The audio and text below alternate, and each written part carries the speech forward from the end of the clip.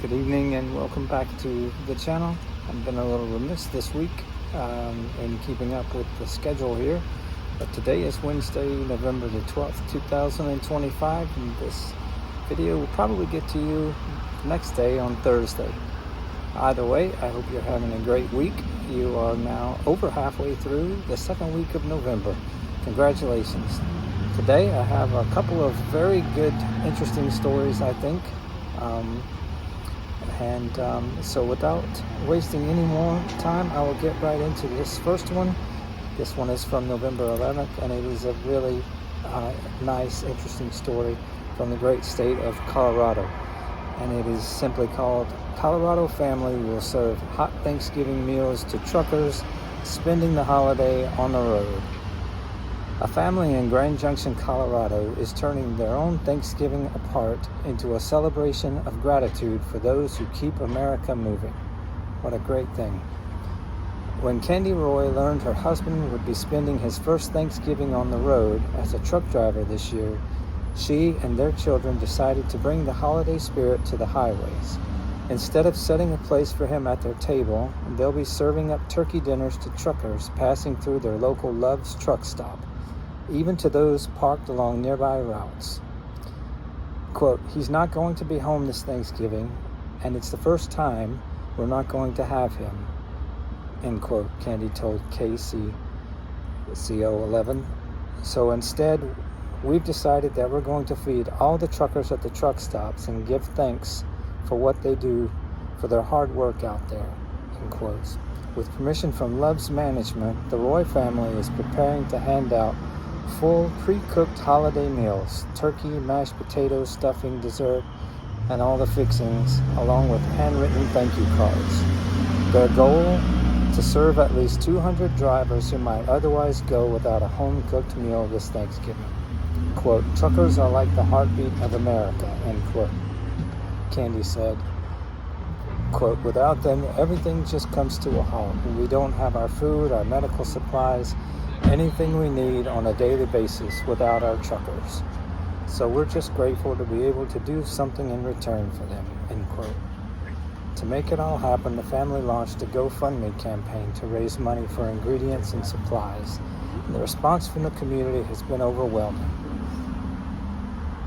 From homemade pies to generous donations, people near and far have rallied behind the Roy's mission to spread kindness and gratitude this holiday season. Because even if one trucker can't be home for Thanksgiving, this Colorado family is making sure hundreds of others still get a taste of home. What an amazing, thoughtful thing to do. And she is exactly right. Truck drivers really are a heartbeat of America. I have a couple of friends who are truck drivers, and I'm so thankful for those guys and gals who are out there on the roads every day, 24 hours a day, 7 days a week, taking care of us. So God bless those guys, and God bless this family who is doing their small part to help those guys out. And so I have another interesting thing today. This is very short, but it comes to us from down under, from Australia. Messages in a bottle from World War I soldiers arrive after more than a century. 2 Australian soldiers slipped the letters into a bottle, sealed the cap, and dropped it overboard from a ship in the Pacific Ocean during World War I. The letters in the bottle were written by 2 Army privates, Malcolm Neville and William Harley, and dated 15 August 1916. At the time, Neville was 27 and Harley was 37. They were aboard the ship HMAT Alpha 70 Ballarat and were leaving Adelaide on a mission to reinforce Australia's 48th Infantry Battalion.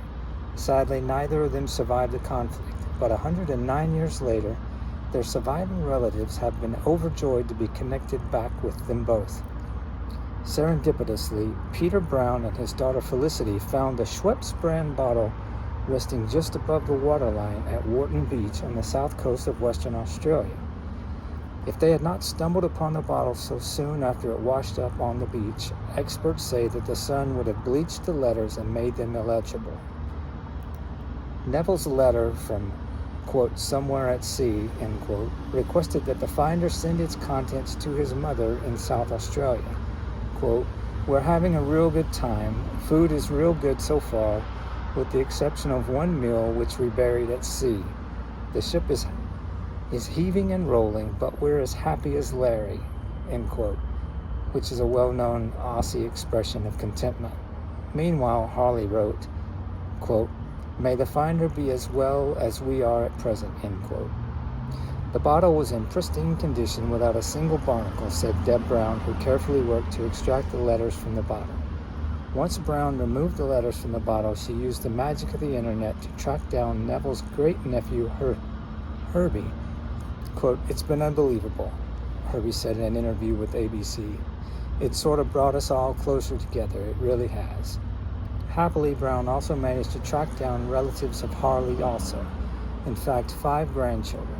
Quote, "We're all absolutely stunned," the granddaughter said. "There are 5 grandchildren who are still alive. We're all in constant contact since it happened, and we just can't believe it. It really does feel like a miracle. We do very much feel like our grandfather has reached out to us from the grave," end quote. So that is pretty amazing to me. I don't think it was by chance that this sort of thing happens in life.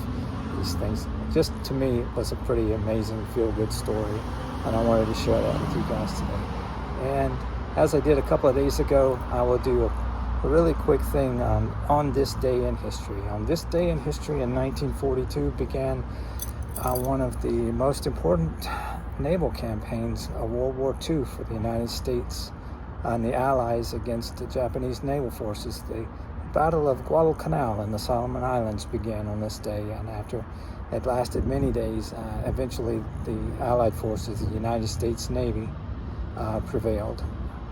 Many days of hard fighting.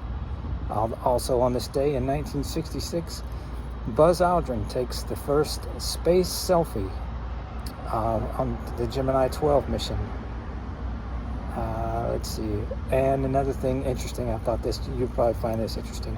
On this day in 1990, the World Wide Web was first proposed by CERN computer scientists Tim Berners-Lee and Robert Caillou. And I thought that was very interesting too. So that'll be it for today. Remember that God is real. He loves you. He's everywhere you are, everywhere you're going to be, whether you want to be there or not. You're never alone. I love you, and I hope I'll see you next time.